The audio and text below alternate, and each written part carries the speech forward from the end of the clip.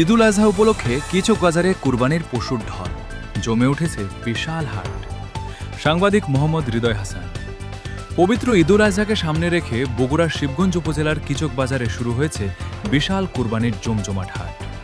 শুক্রবার ২২ মে ২০২৬ জুমার নামাজ পর থেকে হাটে দূর দূরান্ত থেকে ও বিভিন্ন গ্রামগঞ্জ থেকে গরু, ছাগল ও মহিষ নিয়ে আসতে শুরু করেন খামারিরা। বিকেল গড়াতেই পুরো হাট জুড়ে নেমে আসে কুরবানির পশুর ঢল। হাট জুড়ে দেখা যায় শত শত গরুর সারি। ছোট বড় নানা জাতের গরু নিয়ে বিক্রেতারা বসেছেন হাটের বিভিন্ন প্রান্তে। কোথাও চলছে দাম হাঁকাহাঁকি, কোথাও আবার ক্রেতা বিক্রেতার ব্যস্ত দরদাম। কিচক বাজার যেন পরিণত হয়েছে এক প্রাণচঞ্চল মিলন মেলায়। গ্রামের সাধারণ খামারি থেকে শুরু করে বড় খামার মালিকরাও তাদের লালন পালন করা পশু নিয়ে হাজির হয়েছেন এই হাটে। কেউ ভ্যানে, কেউ ট্রাকে, আবার কেউ হেঁটেই নিয়ে এসেছেন কুরবানির পশু। হাটের চারদিকে ভেসে আসছে মানুষের কোলাহল আর গরুর ডাক, যা ঈদুল আজহার আগমনী বার্তাকে আরও প্রাণবন্ত করে তুলেছে।